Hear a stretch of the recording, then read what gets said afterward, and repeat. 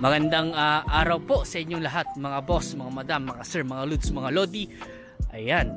So, andito pa rin po kami sa bayan ng Moncada. So, andito po kami sa malapit na po sa town proper sa Palengke.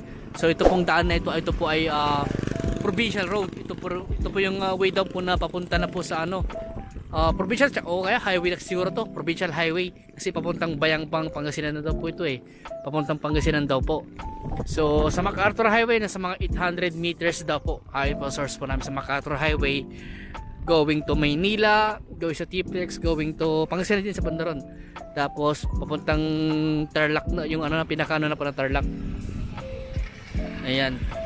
So ito naman po yung property na binibenta. Ito po ay meron pong sukat na 1.5 hectare. So simula po dito sa pader na ito, ayan, hanggang dun po sa may pilapil po dito. Siguro ang frontage po niya dito sa harap na sa mga 20 meters siguro o 20 meters mahigit. Mga ganun po ang estimate po namin. Ito, diretso po ito. Ayan. Tapos meron daw pong daan doon sa bandang dulo. Rough road yan, rough road ba? Rough road. Dinadaan daw po ng mga hand tractor para sa mga nagbubukid po doon. So meron pa daw po yung property na yung property na po lumagpas pa daw po sa may kalsada.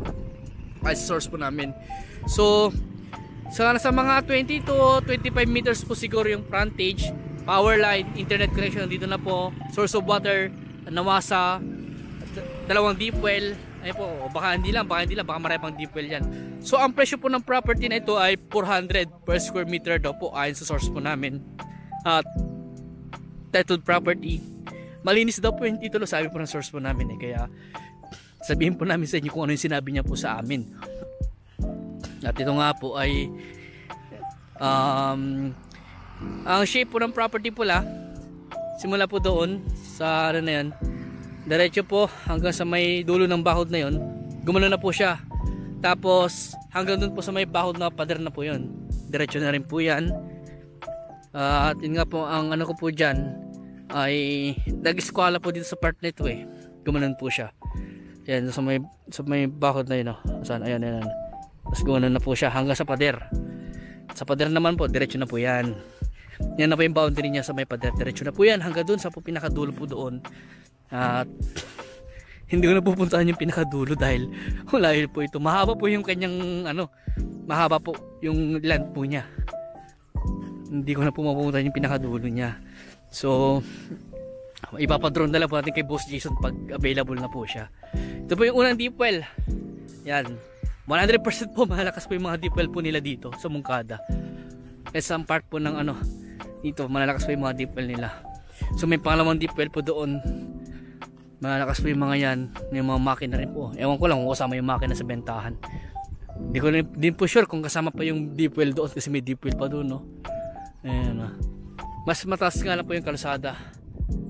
Medyo hindi naman na kailangan siguro tabunan pa ng kasi may konting lang, mga ilang metro lang siguro o baka kalahating metro lang o isang metro lang po yung taas nung kalsada sa property.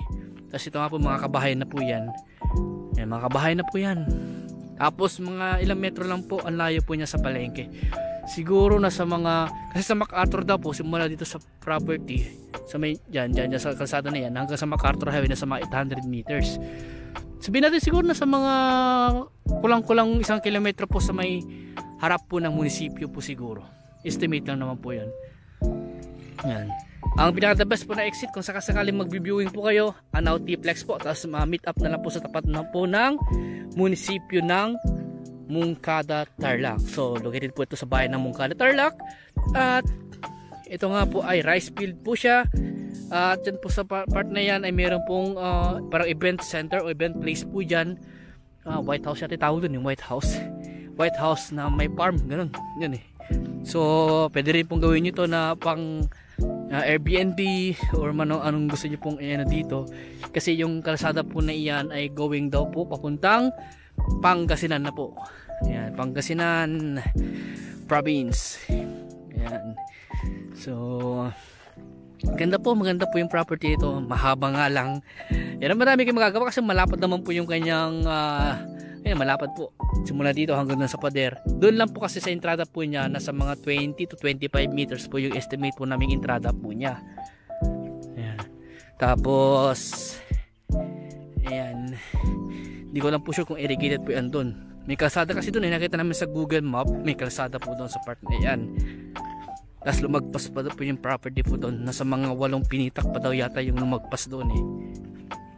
Ayan po. So ito po yung pangalang deep well, at hindi ko na po mapupuntahan yung ibang part dahil wow. Mahaba po yung kanyang length.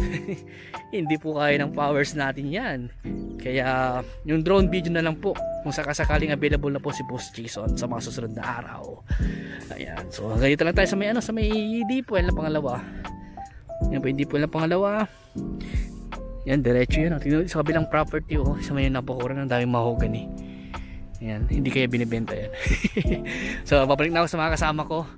Ayan, ulitin ko po, ito po ay 1.5 hectare at ang presyo po ng property nito ay 400 per square meter.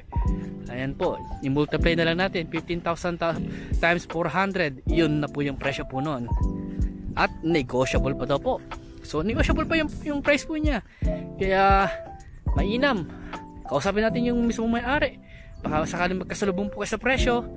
At maganda po dahil sementado na yung daan niya, andyan na yung power line, internet connection, andyan lang din po yung Jollibee, malapit na po yung Jollibee po dito. At yung mga yung mga grocery na mini mall, ganyan, andyan lang din po. McDo, andyan din yata yung McDo eh. Tapos malapit lang po ito sa T-Plex. Ayan, sa T-Plex.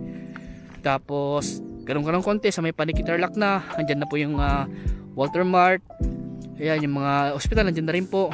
Pero pag gumanong ka ng konti sa may Pangasinan, dadaan ka na sa Manuel, so doon Rosales na, andun naman po yung SM City Rosales. So malapit lang, hindi, ilang minuto lang po yung biyahe.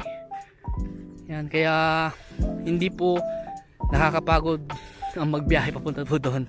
Tapos sa Maynila siguro mga 2 kalahating oras lang, baka wala pang 3 oras, mga ganun po. Ayan. Tapos ano pa ang maganda sa property na ito, yun na kasi sinabi sa akin ng ng aming source. Ayan, so sa mga naghahanap po ng ganitong property, baka ito na pa hinahanap nyo. Ayan po, sa mga bago pa na sa aking YouTube channel, huwag sana kalimutan mag-subscribe at pakihit yung notification bell para ma-update po kayo sa mga binablog po naming mga property na kagaya po neto. Salamat po sa suporta nyo sa amin, sa Team Realtors at sa aking vlog, J-Lot Vlog. Maraming salamat po. At pa-support din sa aming vlog ni Mrs. Boss J and Jen Vlog. Ayan. Subscribe po sa aming YouTube channel. At papalo na rin po ako sa aking Facebook. Ayan, profile po yung gamit ko. Meron po akong FB page pero hindi na po nag-upload doon dahil medyo po matagal. Mag-ano po ng followers. Ayan. Pag-follow nyo po ako sa aking profile. Ayan. So i-upload ko rin po yung mga video po na ito sa aking profile Facebook. So hanggang dito po muna at maraming salamat po sa inyo lahat at God bless po.